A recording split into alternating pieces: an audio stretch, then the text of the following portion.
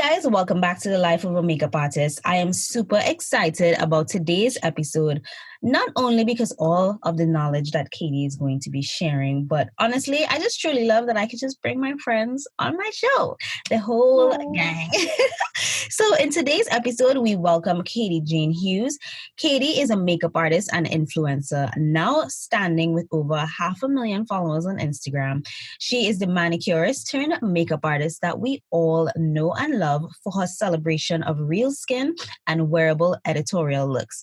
When she's not on set or working behind the scenes with brands, she's influencing people around the world via Instagram with her beautiful tutorials and generously sharing knowledge about makeup and social media. Katie, welcome to the show. Thank you so much. I'm so excited to be here. That was such a flattering introduction. Well, I am blushing. That was beautiful. I always like to, share with the audience how, I have met the guests that I bring on. So Katie and I actually met the year that I moved to New York in 2013. Katie, you want to tell the story? So I was headed to London from New York City to go do some Fashion Week stuff in London. And I was walking through the airport and I popped into the little MAC concession store boutique thing. And there was this beautiful girl there and I started chatting to her. And I remember she had beautiful red lipstick on and it was you. Oh my God. I can't believe so much time has flew by. Like, it's crazy. That was literally 8 years ago, I think. Wow. And when we met, you didn't even move to New York yet. You were just... No, I was between both. I was like living in London, but coming to New York for shows. And then obviously I was in New York first for Fashion Week because that's obviously where the season kicks off. And then I was going to London because that was the next city on the calendar. And yeah, I met you there. And then I didn't see you again until we bumped into each other in the Makeup Forever boutique in Union Square. And guys, this was so long ago, like adding each other on Instagram still wasn't even like much of a thing. Like we added each other on Facebook. It was Facebook. Oh my God, that's so funny. Yeah. I don't even use Facebook anymore. Right. So tell us how you got into beauty. Like what started it all? Well, I definitely didn't get into it in like a very straightforward way at all. I would say I got into it through my mom. My mom was a singer and also a mom of 4 children, and she would be at home looking after us in the daytime. And then every sort of Thursday and Friday and Saturday, she would go out and gig and get on stage. And this transformation from mom to stage queen that demanded the audience's like presence, and how she would transform into that character with her red lipstick and her thick black mascara and her like glowy bronzing skin. And like, she would like backcomb her hair until it was like real high. And like she'd put on like a sequin top and a dress. And just to see this, like, very much a stay at home mom transformed this character every, time she'd go out to gig was completely like ingrained in my brain from a young age of like how makeup can literally be such a powerful tool to, become the person that you want to be that day, to empower you to feel, even more like who you feel, on the inside, but on the outside. And I think that definitely is where it began. And as far as like how I generally got into the industry it was kind of by accident, like in a way. I started doing nails because I didn't focus on school stuff that much. So my mom actually was like, you need to do nails, get into an industry that you can fall back on. And nails was that, because I didn't really finish school with qualifications as such. So that was kind of where I got into the beauty industry, was the nail field. And then moved away to London when I was 21, started doing nails on set and managed to get some really awesome jobs at the time when I first got there, because there wasn't really that many nail technicians on set. But I knew makeup was kind of the direction that I wanted to go, because I dabbled in like, working on counter at like a beauty brand in my local department store for a minute. And so I definitely knew that beauty or music, which I'm sure we'll get to, it was going to be beauty or music for me. And it was honestly either one of them I was going to be happy with. And it just kind of like, I got there in really random stepping stones, but social media is probably my biggest sort of leaping board, if you like, that allowed me to propel myself really into it. So I'm curious about the singing though, because I definitely hear you on Insta stories all the time. And so wait, you say like it was in between the two, like, is that something like you actually really wanted to pursue, growing up and seeing your mom do it? Yeah, I mean, like my mom being a singer, she wasn't, a signed artist or anything like that. She was like a pubs and clubs and like, lounge wine bar type singer, and she would have, it was like small town stuff. But she's very much famous in my hometown, and you'll go to the grocery store and you'll literally see 50 people in the space of 20 minutes that know her and want to say hello. So it's, because I can also carry a bit of a tune. It felt like just like that was what I was supposed to do. Like, it honestly didn't think that I didn't feel like I was supposed to do anything else. And I think that makeup is a natural progression of that, because I think when you are in the arts of performance, makeup is a thing that you have to learn how to do. It's a thing that you kind of you figure out as watching my mom. And actually it's funny, like now when I meet other artists in our space, in the makeup space or in the hair space, so many of us have this hidden talent that might not be public or common knowledge, because they might not sing on Instagram like I do, like an idiot all the time. So many of us, but like so many of us also maybe we're going to go in the direction of performing arts. Yeah. But beauty sort of just captivated us and took us in that direction. And I don't think it's a failure that I don't see it as a failure that I didn't, succeed in music. For me, it was more of a, I love both. And whichever I feel like I can, be visible in the space, then I will be happy. Right. I have a work friend. His name is Eric Williams. He sings so good. And I'm like, I just want to hear you guys sing, because I love music. So what was like some of the makeup artists, and like, did you meet anybody really interesting like while you were a manicurist? Like, did you have any like encounters? Oh my God, yes. So many cool. Oh my God. So this was the cool thing about, my nail background and my nail expertise kind of did two things for me in my coming up through the industry. It allowed me to assist people that were like, oh, let's get Katie because she can do nails. And if there's no nail technician on set, then that would be great. Because back when I first started 12 years ago, sometimes the makeup artist was expected to do nails. It still might be the case now from time to time, but not so much, nowhere near as much as it was when I first came on the scene. And so, different makeup artists would kind of see that as a benefit, that I would assist them, but I also knew how to do nails. So like they would say, oh, can you bring your nail kit? Which was kind of cheeky from a client standpoint, like for the client to expect just to get the nail service for free, which nowadays that just won't fly and wouldn't fly because people stick up for themselves. But I think, back then it was like, I was like, okay, great. If this is going to get me my opportunities to assist the people that I'm interested in learning from, then great. And on the flip side of that, I would be on a job with really incredible makeup artists like Alex Box and like Val Garland doing nails, but I got to sort of have a bit of a front row seat to watching them create, which wasn't I don't see it as an eavesdropping situation. I see it as an experience. Like, it was just before social media. You didn't really get to look in. Right. You didn't get to, I got to be a fly on the wall in so many situations. Like, I remember Alex Box did makeup for music video for Robin, the Swedish pop star, a song called Cobra Style, and I did the nails for that job.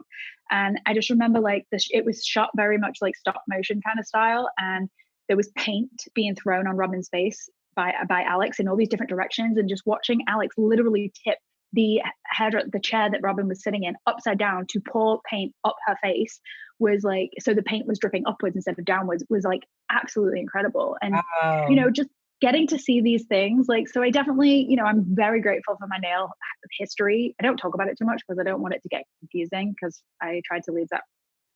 I mean, we can talk more about it, but I rebranded myself when I moved to New York as a makeup artist, as that was the point. And so I don't talk about it much, but when I do get to talk about it, I like to really celebrate the fact that it really was it was a stepping stone for me to segue into makeup. Right.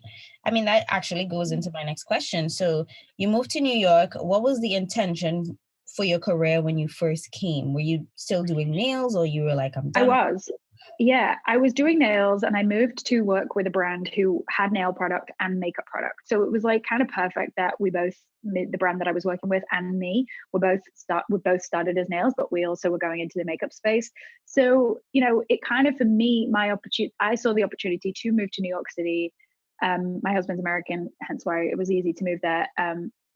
I saw that opportunity as a way for me to completely rebrand myself because I wasn't getting a look in for any makeup jobs in London at all, because you build yourself a name in something and it's very hard to cross over. I was told multiple times from agents, like, just stick to nails, makeup's oversaturated, just stick to nails, you'll be trying 10 years to try and get signed to an agency, or whatever. And photographers are never going to give you a look in because they know you for makeup, they know you for nails. And same with everybody that knows you for nails. It's not going to happen. And everybody, like, so many people were just like, no, it's not going to work. And social media became obviously a way for me to spread the message that I could do makeup well and that this is where I wanted to be. So, definitely moving to New York was a opportunity for me to completely rebrand myself as a creative and drop nails completely. I love that. So let's talk about your Instagram glow up. What was the mindset that you adopted that got you to the point where you are today? I think that, my Instagram became a place for people to come that didn't want to wear a super, super heavy amount of makeup, a place for people that wanted to see real skin texture reflected in a photograph and not, overly edited, face tuned, completely blurred pores, because realistically, that's not what skin looks like. And you and I, being in the industry, know that. We know, makeup artists know that we are taught how to do skin first and everything else follows that. Like, if you don't do skin right, you're not really going to get booked again. You might not get asked to assist a person again if the skin is wrong, because it's fine if the eye, in my opinion, it's cool if an eye creases or an eye has a bit of a funky texture to it. If the skin looks pristine and beautiful and elevated, then all of that other stuff actually feels intentional. So for me, I think that I felt there wasn't really that much on the scene at Instagram at the time, like 10 years, however long ago that it was, like 2014, maybe when I got up, 2012, when I came onto Instagram, maybe it was. There wasn't too much representation of what we're seeing a lot more of now from artists, from the likes of you and, from, just artists that are putting more stuff on Instagram. And I think, I felt I definitely was applauded by people for showing off pores and for saying that, this is what wrinkles look like, just in case you forgot. And I wasn't doing it in a way to be like, hey, look at me, I'm brave and I want to put my skin out there. I was doing it in a way that was like saying, hey guys, it's okay if you've got, some pores that are a bit more visible, because that is actually what skin looks like. And, let's accept it, because there's no point in trying to lie. But at the same time, if somebody wants to blur the crap out of a photograph, that's up to them, and that's fine. Yeah. It used to get me a little bit irritated, because it was just like, it felt like lying. It's almost like, with now in a campaign, it's like, oh, lashes styled with some lash extensions, they have to disclose that. Like, why is it? And we have to disclose ad on Instagram if there's a job associated to a post, or there's money associated to a post. Why is it not that also, like, this photo has been through Facetune is an element? And I mean, I definitely use a little Facetune here and there, but no, cool. So do I. Like, I don't not edit my photos. I absolutely edit my photos. But I think that there's the point of which, like, so much altering to a photograph can happen, and it starts to make people think, wait, well, why don't I have eyes like that? Why doesn't my skin look like that, completely flawless? And that photo may not have. Yes, the photo may have started out that way or close to that, but sometimes it might not have been. And I just feel like I was really enjoying being real with people, and I was enjoying knowing that was helping. So therefore, I just kept doing it. Yeah. And then it creates a sort of false expectation when clients are like, why does my skin not look like that? And I'm like, 100%. And like, for me, like, I felt like, it felt really cool to show people that, like, hey, because I do a lot of my own makeup on Instagram. A lot of what's on my Instagram is my own face with like an editorially forward look, because I kind of want to show people that, hey, you can wear like a crazy cool splashed colorful eye and walk around the street, because really, who gives a shit? It doesn't matter. Like, if it makes you feel good, then wear it. Exactly. And that's like the point, is just to say, like, you can do something editorial. You don't have to be on a magazine. Like, you don't have to be editorial. Instagram is your personal editorial magazine, how I see it. So before we head into the next question, I wanted to tell you guys about Vesca Beauty. Vesca is a color cosmetics brand that I have been absolutely in love with. I was introduced to the brand through their wide range of bronzers that I use on both myself and in my kit.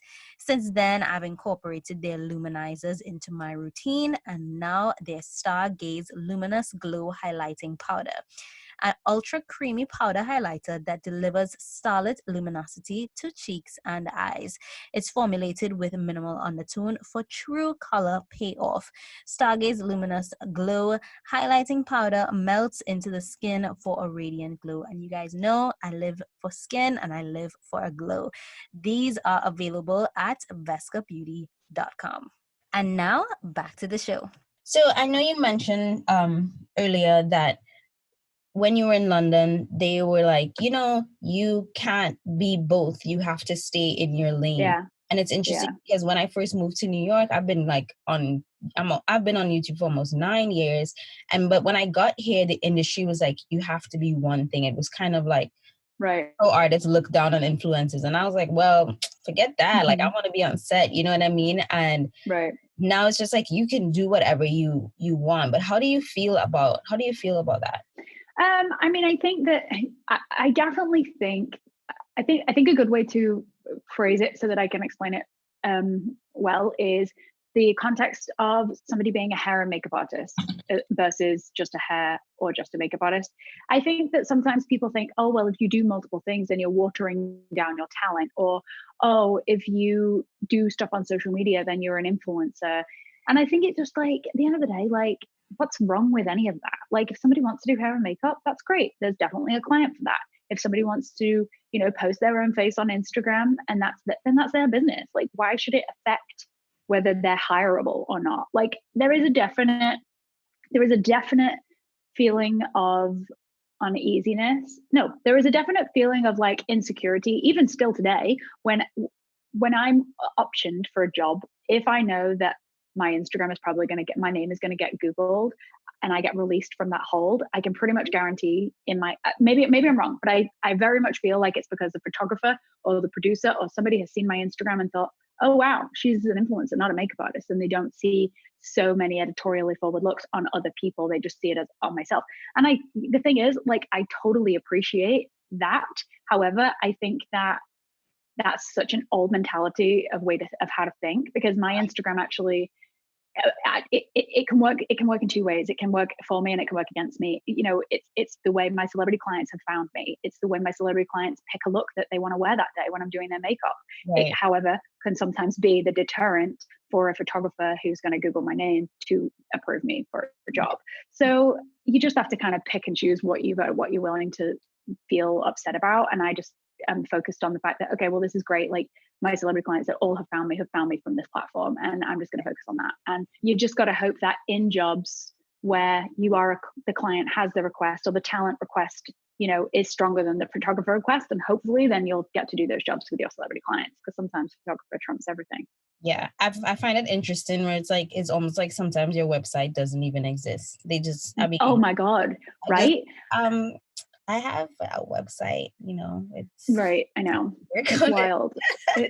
I know. And it's like Instagram really is the modern website. And like I said, I think that can work for us and against us. But at the same time, like, I don't care enough to change it. Like, I'm not going to, at the end of the day, like, my Instagram audience is not an editorially excited audience. They want to know how to do makeup on themselves. They don't want to feel like, oh, wow, that's such a beautiful picture of the composition and the light. You know what I mean? It's a different person. Right. So when did you realize, okay, my content is catching on, this is becoming a thing? A couple of years ago, I started to post like a lot of, my Instagram was very much a theme. It was a close-up of an eye and then a far-away photo of the same makeup look, close-up of an eye or a lip, and then a far-away photo of the same makeup look. And I think that is actually something that's quite interesting about how, like, some people say the feed isn't necessarily important, but I think sometimes it can be, especially if because that was working for me at the time. And I think noticing that, like, that people close-ups of my eyes would be all over Pinterest, and they wouldn't even be traceable back to me unless somebody recognized my eye, because obviously Pinterest can't really you can't really track where things go unless you Google or reverse image search. But, you know, I think at that point I kind of figured out that, okay, Instagram is my space where I'm gonna basically be able to be my own agent, because I was my own agent for the first sort of 5 years of my time in New York. Right. Yeah. And then like I know you said a lot of your celebrity clients, or all of your celebrity clients, found you on Instagram. Was it just at random? Was it like a recommendation? Somebody said, "Hey, check out Katie's page." Like, how did that come about? I think it can happen in multiple ways. I think that, you know, you know, it's kind of like a domino. Is it a domino effect? I don't know whether that's the right way to describe what I mean, but like, I think Rosie Huntington Whiteley, who's one of my celebrity clients, found me probably from the Glossier page, because I know I believe she follows Glossier. So I think that that's where that one came from. And then obviously Rosie posted about me, and then probably I have no idea where Ashley found me, but like maybe Ashley Graham then therefore found me through Rosie. And I think working with celebrities definitely has like an effect where, you know, they all see it. It only takes a few times to be spoken about on a celebrity's account for other celebrity clients or other VIP clients, or, you know, brand clients, to get wind of your existence and therefore then want to work with you as well. If they therefore, you know, feel like that's their style. So it's very much just like a word of mouth thing, but it's just a different kind of delivery system. It's not a physical word of mouth. It's a word of mouth in the sense of a photograph or a tag in a photo. Yeah. So what is the process like when you're working with your references? Like I think of your Instagram as sort of like a catalog where they could go through and like pick whatever look they might want, but how do you come up with looks for them? Do you, you know, pull inspiration from your page, or like where do you, you know? I think the first step, that's a great question. I think the first step is, I always like, before we even talk about makeup, we speak about, you know, if it's obviously a photo shoot, that's a different story. But if it's like an event that, you know, someone's going to, it would be a conversation of what are you wearing? Like, what's the situation? Hair normally like will sort of, sometimes hair will kick it off as far as like, what's the vibe that we're doing for hair. And then makeup will sort of fit in and around that. And that's kind of where it goes. And then, but sometimes literally like my clients will flick through my Instagram and scroll through it and basically go, "Oh, that's pretty. Let's do that." And it might have nothing to do with what they're wearing or what their hair is like. It just, you know, and then we'll kind of adjust it accordingly. So it's actually great. Like, my Instagram is my literal physical menu that people can see, which is awesome, because you always want to kind of give somebody a reference, especially creatives in our industry. Like, we're very visual people. We like to be able to see something and be able to call it what it is, as opposed to just be described. Like, I remember once I did a Kita show for this fashion brand called Monse, and the stylist kind of gave me a reference, and I did it to what I thought she meant. But then I think it took me like at least 7 reiterations of the same makeup just to get to what it was that she meant, because I just didn't have a physical physical visual of what it was that she wanted the eye to be. And she just wanted like a floating banana line. And I thought, oh, whatever we call it, like a floating crease, like that black line. And yeah. And I was just kind of like, so do you want it like this? And I was going in soft, because, you know, like these really chic, beautiful, gorgeous fashion houses, you think that they probably want more minimal situation happening versus like, you know, bolder editorial vibes. And so I was kind of like going in lightly, because I'm very much of the ethos that easier to add more than it is to try and take away. So I was going in gently. She was like, "Oh no, a bit more like this, a bit more like that." And it was just that literal. I think that we are very much visual people as makeup artists, and we need to see a picture to be able to really like sometimes create what it is. And I think that's the beautiful thing about having an Instagram account where you post photos, whether it's of your face or of your work or of like a close up of an eye, that you can literally show somebody and say, "Okay, should we do this?" And then they go, "Yeah, great." And then it's like there's no dancing around the subject of a thing, you know, you just get it done. Right. So tell us a bit about your process when you're doing your tutorials. Like, do you have like a set schedule? You're like, I have to get up at 7 a.m. I have to plan the look. Like, what is your process like? So it depends on the day or what I'm doing, or if I've got a schedule, or what my schedule is like that day. I think if I'm on set that day, I'll just kind of get up and do like a simple clean makeup look and decide on whether I want to story it in that moment. And if I'm going out to set, I might not wear as much makeup as if I'm just at home creating for the day. So that's that instance. But in another instance where I'm creating with the intention of like trying to inspire and not just trying to educate, like, you know, some basic stuff, I, you know, don't really like to plan too many steps ahead. I like to kind of pick a product. Like, let's say it's a palette. Like, let's just in hindsight say it's that Black Magic palette from Uma. And I would use that palette. It's amazing. Thank you so much for the recommendation. It's epic.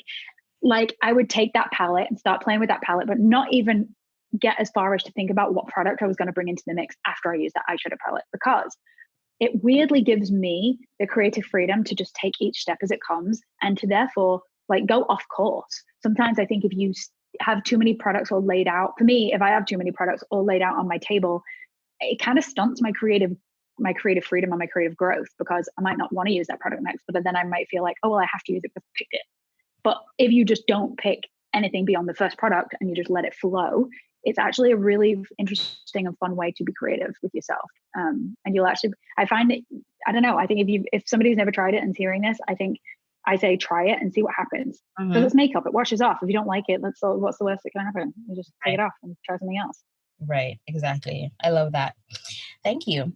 So we actually have some listener questions, and for those who tune into the show, I'm definitely going to be giving you guys more opportunity to have some questions if you want to submit your questions to our future guests.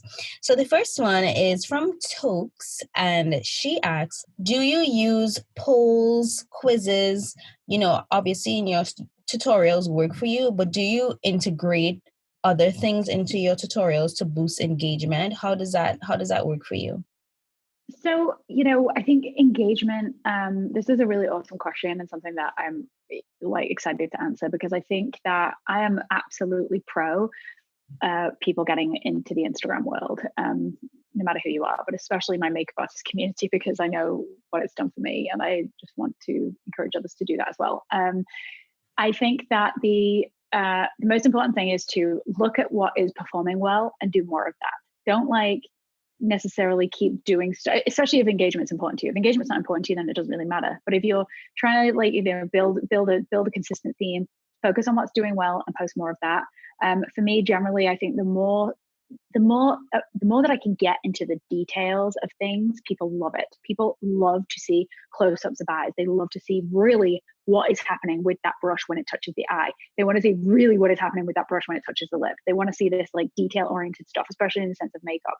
And also I've noticed that a lot of people really enjoy to see the words on the screen as well, because so many people are listening or watching without audio because they might have a baby in their arm or they might be sleeping next to their partner.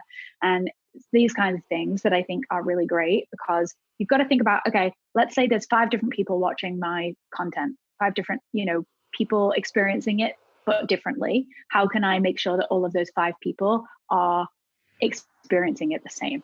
So again, that would essentially be using words and captioning what it is that's happening for people that can't listen. It's a case of being really detail oriented.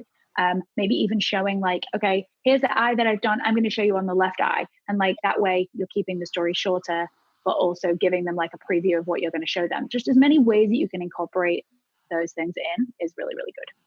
And then a follow-up to that is, how important do you think it is to give a behind the scenes of what you're doing, or a peek into your day-to-day life? Do you think that creates sort of more of a connection with your audience? 100%. I think, the one thing that I've noticed about Instagram is that I can post the most beautiful work that I have ever done on somebody else's face. And then I can post a picture of me wearing a makeup look that might not be anywhere near as fabulous in my opinion. But the photograph of you, the owner of the account, will pretty much always do better than a photograph of somebody else, unless it's just in rare instances.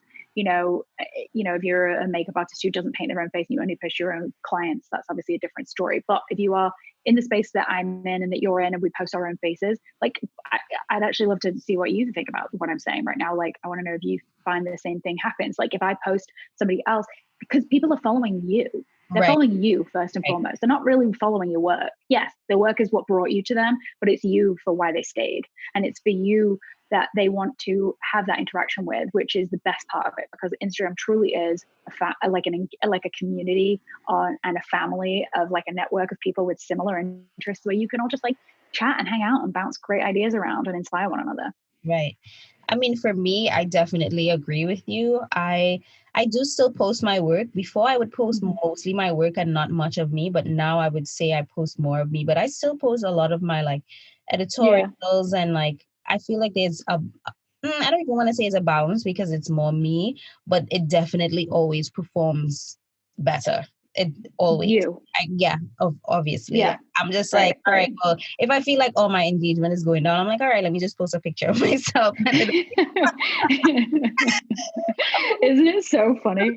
It's true though. It's like, I mean, it's at the end of the day, it's you. Like I was talking to a makeup artist friend of mine who's a guy who doesn't do his own makeup that much, and he'll post a picture of his work on somebody and it'll be beautiful, and he'll post a really like gorgeous picture of himself and it'll do amazing, and it's got nothing to do with makeup. right. And it's, because people are excited to see you, and I think that that is what reminds me that Instagram is a really special place of like it's a very friendly place deep down. There's a lot of random shit on there too, and there's a lot of people getting a little catty with one another in certain accounts and whatnot. But if you harness the joy and the positivity on your account, then that's all that you should find there. Right. And then like another follow-up. So do you use polls, like all the Instagram features, like ask me a question, like how do you how do you get ideas from your audience or how do you get feedback? Like do you use all those different things? Because in Yeah, social media world, they always say like once a app puts a feature out there, they want you to use it. right, right, right. I do. I like to use the poll a lot of the time just to see what I think I use polls the most and I use questions the most. I don't do the quizzes thing that much because I honestly don't quite think I've figured out how to even use it versus and post about it. But yeah, polls are great because it just gives you a really good way of figuring out what your community wants. Because at the end of the day, we are doing it for them. You're doing it for you, of course, but at the end of the day, the audience is the reason why you're doing it. At the end of because of the fact that they're the viewer. So I think that it's a great tool to allow you to, figure out what really people want. Right. I love that. So the next question is from Charisse, and she asks, what motivates you to keep posting on IG stories? And do you ever feel like people may be annoyed by how long your stories are? She says it's something that she struggles with, and she always feels like people might be annoyed. Like, why are these stories like 100 slides long? Yes.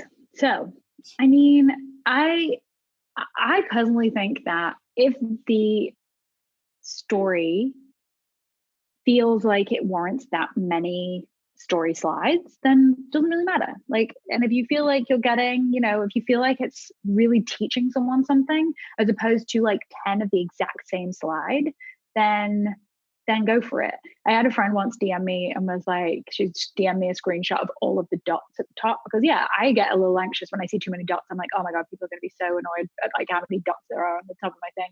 And they're going to click through and like wreck my engagement or whatever.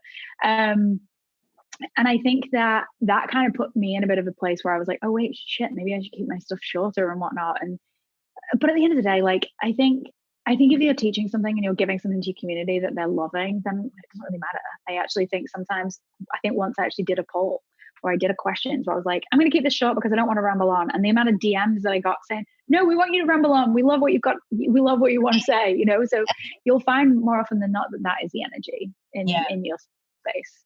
I love that because sometimes people just want you to explain stuff. Um, Right. and then I also like what you said, where sometimes you might want to try doing one eye first and then just doing the other Right. eye because you're Right. still getting the same message across.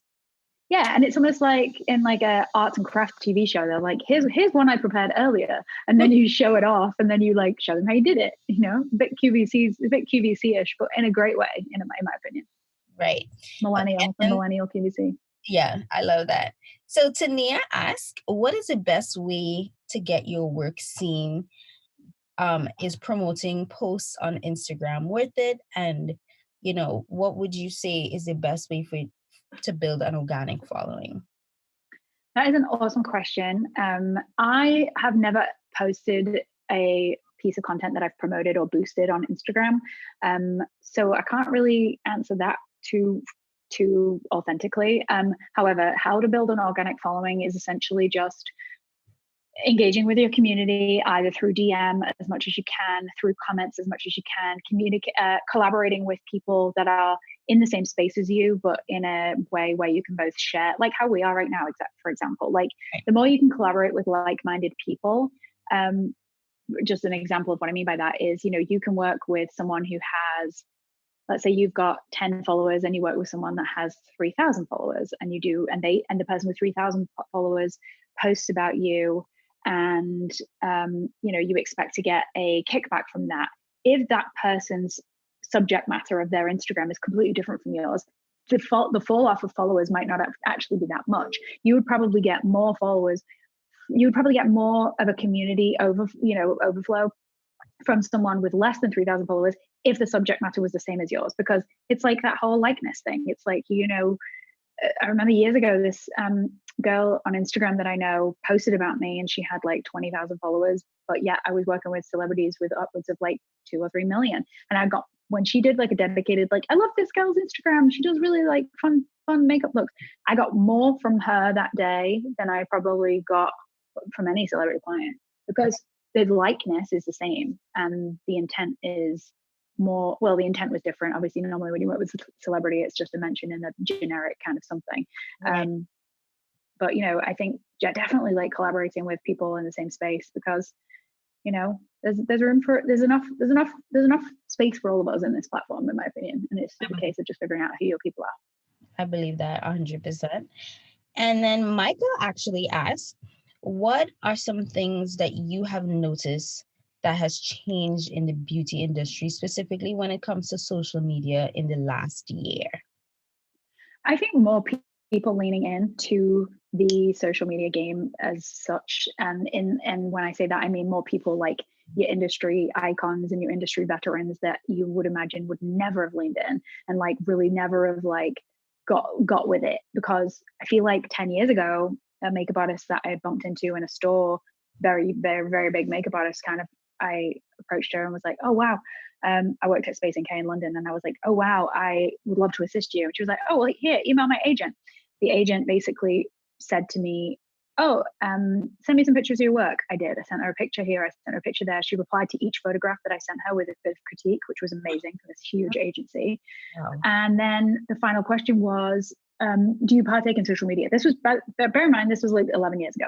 She said, do you partake in social media, and do you do like, Instagram and YouTube and Facebook, whatever? And I was like, yes. Is that bad or good? And she was like, wrong answer. And that was the last thing I heard. And that was from one of the biggest makeup artists in our industry right now. Wow. From her agent. But yeah, the makeup artist that I'm referencing, that I won't name just because it's, not my place, it is definitely in the Instagram space in a big way right now. So I think that it's really interesting how, and I'm glad that people are getting with it and really figuring out that it is a tool absolutely to use as a community builder or as a research tool to see what, as a brand that you should launch. Like I love that brands are posting polls about like, hey, what's your favorite candle scent? This or this, or hey, what's your favorite texture of a hand cream? This or this. Like Glossier are a great example of that. And I think, brands that use their community's voices are great because they really are catering to the community. And I think that's what's different about the industry. Yeah. Well, thank you for answering our listener questions. And for those of you who are tuned into this episode, I'm going to leave a link in the show notes because I know there's a lot of like influencers / makeup artists that are wanting to ask more questions about the field. And I'm definitely going to be taking more questions. So if you click the link to the Facebook group that are in the show notes, you'll be able to join and find out, the future guests and, how you can answer questions. How you can ask questions, sorry. So my next question actually is, what are some tips for those looking to set up their home studio / content area? Like what lights? Like a lot of people are like, I don't know where to start. And then they just don't start. Like, what would you recommend? Well, so in my space in New York right now, like I've spent a good 5 or 6 years kind of crafting, because I'm not a professional and I never really hired a professional to come and set up my studio for me. I kind of just did it via trial and error and from buying lights here and there and trying them and seeing what they, feel like.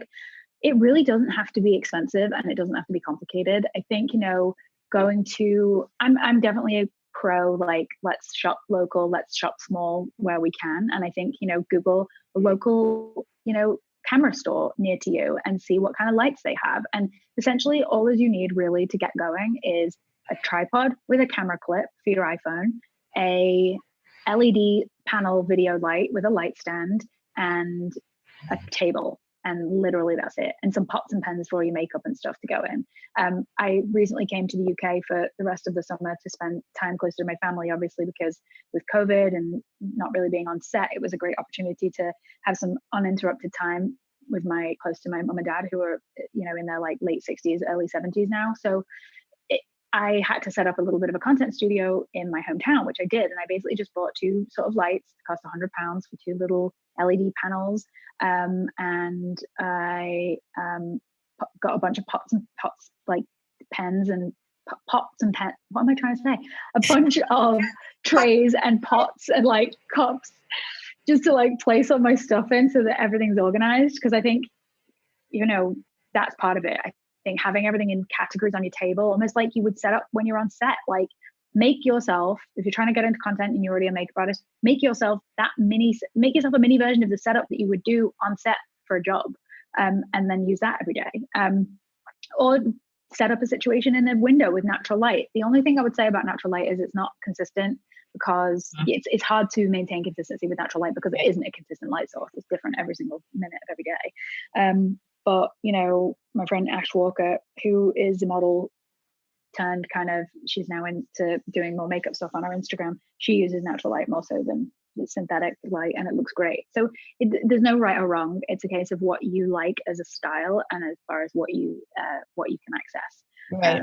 But yeah, I think just an LED panel and a light stand and an iPhone tripod. That's right. it. I love that. I mean, I think you definitely have to just try it out and see what works for you. And I think if you sit in front of the camera and you feel comfortable, like, okay, I can work now, then you figured it out. And of course there's like more to it. Like, the thing is about the iPhone, and if you shoot in content with an iPhone, like people ask me this all the time. They're like, how do you shoot your stories? What camera do you use? I'm like, I just use my iPhone and I just shoot it right there and then, and I post it right there and then. I don't save anything down. I don't edit it. I just create it and put it up immediately. The thing that is honestly the thing that trips me up the most in the sense of creating my content is what top I am wearing. It is the most irritating thing in the world. If I'm wearing a top, yes, right? It like messes with the white balance. Right. And then also it's like, besides the white balance too, it's just like sometimes you're like, I need cute little tops and I need cute things. Because 100%, you almost have to have like a little mini rolling rack with a couple tops that are going to work. Yes. But it's like, I took a photo. What do you say? No, I was just going to ask, like, how do you choose for your white balance? For me, for white balance, if I'm on a white wall, for example, and I'm wearing a black top, if I'm on a white wall wearing a white top, that is a recipe for disaster, because the colors in the phone, my whole face goes like almost gray and like grainy, and my eyes go so dark. It's like there has to be an element of contrast. And sometimes if it's red, I don't know, it's weird. I'll actually send you this. There was a picture that I did like a little experiment in New York before we left, where I basically put my phone in my tripod thing on the, I have a Ricky mirror in front of me with a tripod. You've got that too, right?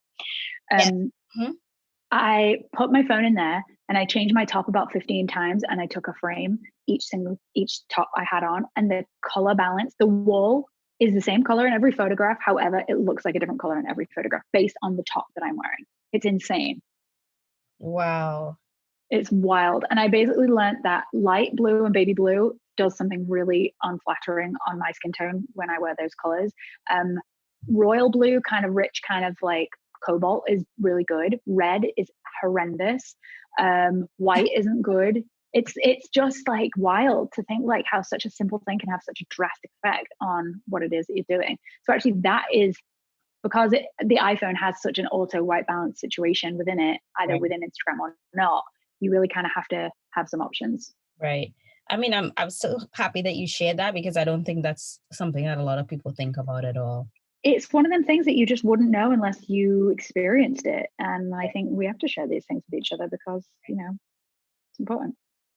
Thank you. So now I know this might be hard, but this is going to be extremely hard. But can you tell me what your 3 current favorites are? Oh my God. beauty products? Okay. This isn't that hard. This is easy because I'll give you three categories. One is a lip product, and it will be definitely the artist color pencils from Makeup Forever. They can be eye or lip. I love them. They're amazing. That was kind of a cheat because they can be so many different things. Right. Another one would be the Danessa Myricks cheek colors. They are called, what are they called? They are Vision Flush. Vision Flush. Oh my God. They are amazing. So good. Have you tried them? Yeah, I have like a peachy one. I only have one, I think. They are so good. They are so good. Like I don't know why I'd never tried them before or what, but I had one and I played with it. And I fell in love, and yeah, they're amazing. So I would say nice to use. Yeah, it's lovely. It's like a lipstick kind of component. Yeah. So you think it's for your lip, but it's really for your cheek. But I think you can use them for eyes, lips, and cheeks actually. Yeah. So I would say Vision Flush for sure. And then honestly, my third would really be the Black Magic Carnival palette, because it's just epic and I'm obsessed with the colors in it.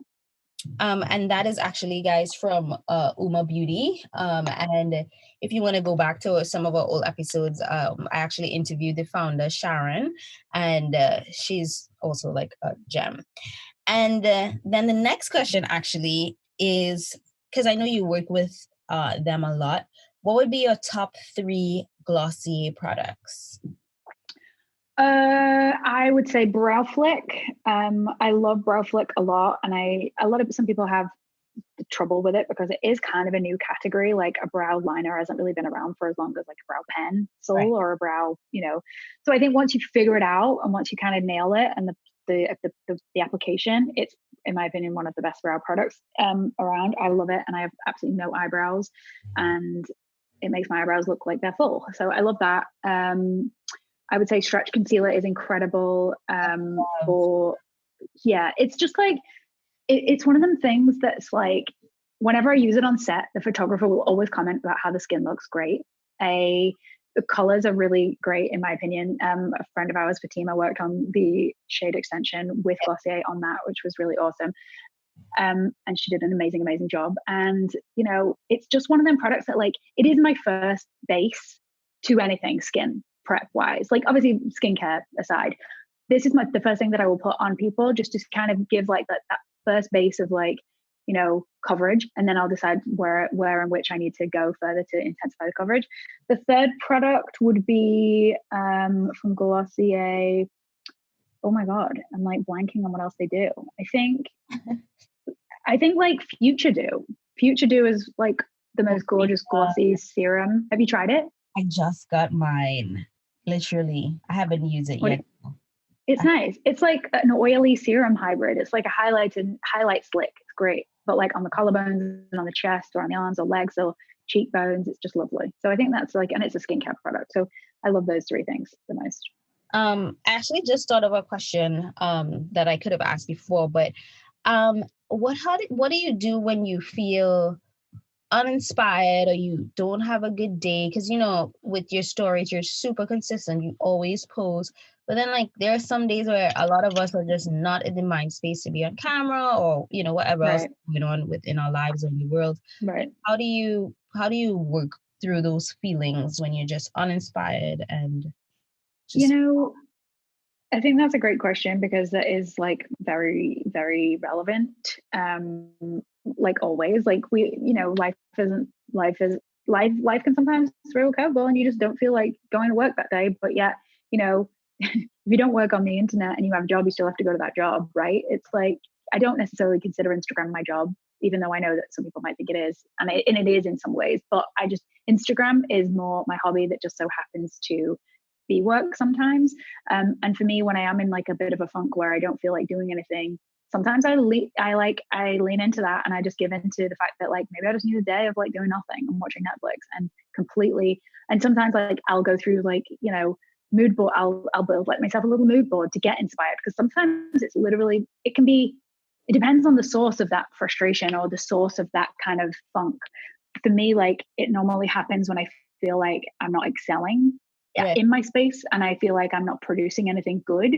And how I kind of get out of that is I will give myself a day. I'll like mood board something up, which I don't do that frequently because I don't like to use references too much. I like to just play with a product and flow, like I said. But sometimes I'll have a reference where I sort of just, because sometimes you just need like a little bit of an idea of an element, not necessarily to take that reference and copy it. Because not that I think there's anything wrong with that. I think, I find it hard to feel that anything's really original anymore because of how many artists and how long makeup has been a thing. Right. But I do think we should pay respects to if we've seen something that we're literally, replicating. But I think sometimes just to take an element of something and then, turn that into a look that therefore then you add other elements to therefore then make it your own, is like a way of which pulling yourself out of like a creative sort of downer. Yeah. Because they happen, and they happen. The worst is when they happen when you're in a space with a client, though, because that is like, if it's your own face, it's like, okay, whatever. But if you're with a client and that feeling comes over you, then that's worse. And the only way to go through that, honestly, is to just take it product at a time, in my opinion, and not really overthink it. I love that. And then the last question, I want to know, we all want to know actually, what is next for you? Like, what can we expect? Because do you have a product? Do you have class? Like, what's up with Katie? Like, tell us. I love it. And I'm sad it's the last question because this has been so nice. I'm like, I'll come up with more, but I know. I don't know. I mean, I think, I think when you are a makeup artist and you do stuff on social media, I think the expectancy is that you would do a product. And I've definitely thought about it and I'm still thinking about it consistently. But,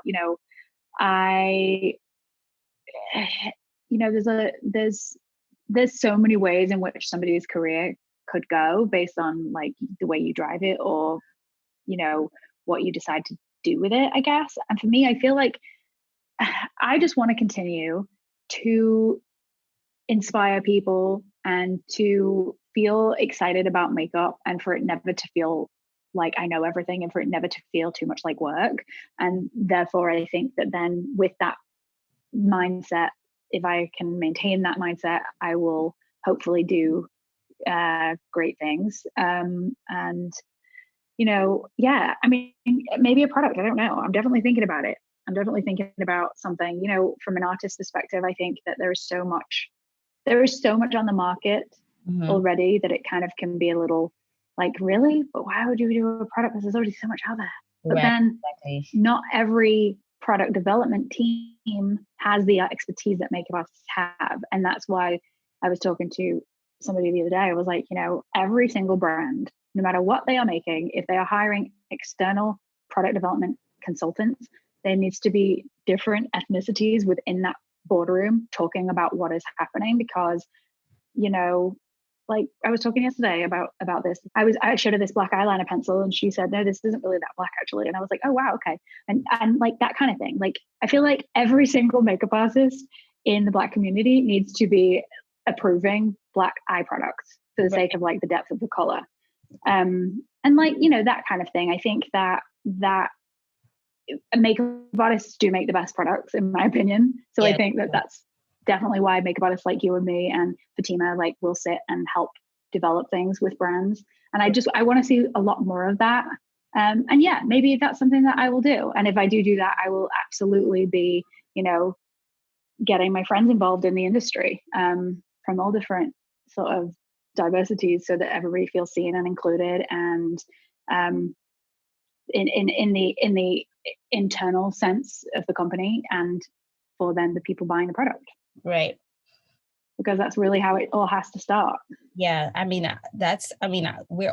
so like happy that we met so many years ago, because it's just like, you never know where things go, you know what I mean? And it's always nice to have, friends that understand you, but like also, having a community where we can like think of each other and recommend each other for different things, because it's just like, there's enough work to go around, and there should like, and it's like, yeah, I mean, I could talk about this kind of stuff all day, there's enough work to go around, and we should all, be looking out for each other.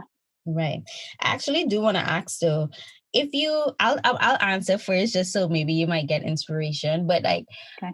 if you had to be a product, if you had to be a product, what would you be? Like, I would be a black eyeliner because that's like, I love that. Like, I'll be a black eyeliner and I'll be a pencil eyeliner that you can sharpen, like not a gel, not a thin, sharpen, a sharpen. Yeah. But then I feel like you need to go one step further and tell me what kind of looks you would create as that black eyeliner. I would definitely create like just like a, if it's sharpened really well, I'll do like a tight line, just like a lot of mascara, glossy lid, so it barely looks like there's liner there. Sometimes I'll do like a thick liner. I could do a wing liner. I could do a smoky eye and buff it out. I could also do like graphic lines. I could do smoky graphic lines. I could do just like an underline. So no liner to the top, liner just on the bottom. I can use it as a base and put eyeshadow on top. Yeah, I just love it. Well, when you bring out your black eyeliner, I am going to be the first customer because that sounds awesome. Oh my God. And it obviously would be very black. Well, what would be yours? What would, if Katie was a, Mine would be, if I was a product, I think I would be a palette full of cream textures in different colors. I know that that's not really one thing. I know that's secretly 20 things. But I think because I enjoy mixing so many textures and playing with like different colors, like I think I would be a palette of like, 5 different depths of red, 5 different depths of peach, 5 different depths of like brown, 5 different depths of, I'd be like, but it wouldn't be a cream palette. It wouldn't be a lip palette. It wouldn't be a lip. It wouldn't be an eye. It wouldn't be a cheek. It would be a whatever the heck you want it to be. It would be tested on every single area of the face so that brand, that product could effectively, could be told that you can use it in that place. Like that is my biggest pet peeve with brand direction from like, brands create something for one thing because they maybe don't have it wear tested in those areas and they haven't seen if it's safe for the eye or it's safe for the lip or whatever. And I think why wouldn't it be? Like if it can go on the face, why wouldn't it be safe in these other areas? And it's simply because usually the testing costs more to do it in other areas. You literally have to pay to test it in different places on people's faces. Right. And also I'm sure it's from the marketing standpoint too, so that you don't obviously just create one product and then not be able to create anything else ever again. But I think that's what I would be. I would probably be that. I love that. Well, Katie, I'm hopefully, crossing my fingers that one day this would be a reality, because it sounds really good. And I want to thank you for your time. This was great. I hope everyone. Thanks for having me. Hopefully we see each other again in this lifetime, Oh my gosh, don't say that. You say that like it's like, oh my God. Oh gosh. Okay. I'm quite a positive person. I'm just like, you're far away right now. And I'm like, I'm not coming out my house, but maybe one day, one day we would. Oh my God. Nice. One day we'll record another podcast in the same place, in the same room. Oh my God. Guys, maybe in less than a year. Wait, say it again. I was saying like you actually did my makeup. Well, we'll do a new video, but yeah. We're going to do an Instagram live together. Oh yes, but I want you to actually like do my makeup too, though. Like, I think that. I know you've got a dream face. All right, guys. So thank you so much for listening. Don't forget to give us a rating and a review if you like this episode. And don't forget, Katie, how can we support you? How do we find you on social media? If there's anything else that you are working on, let us know. You can find me at Katie Jane Hughes, KatieJaneHughes. And if you've ever got questions, like my DMs are always open to my friends in the industry and those friends that I have not yet met. So if that is you, feel free to ask me anything anytime. Yay. Thank you so much, guys. Bye. Thank you.